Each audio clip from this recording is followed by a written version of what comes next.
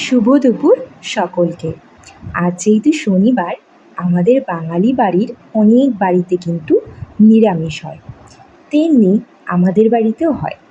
তার মধ্যে কী কী আছে চলুন আপনাদের দেখাই। রয়েছে সাদা ভাত, বড়া ভাজা, পটল ভাজা, রয়েছে ডাল, তার সঙ্গে রয়েছে ভেন্ডি আলু পোস্ত, পটল আলু ঝোল, দেখুন পাশে আমি দিয়ে দিলাম পাতা বাটা, আর চাটনি পাঁপড় শেষে তো ভোলাই যায় না। আরেকটা জিনিস যদি ভোলা যায়, সেটা কি বলুন তো? পনির। হ্যাঁ, নিরামিষ মানেই আমরা জানি পনির, তো তাই জন্য পনিরটাও থাকলো।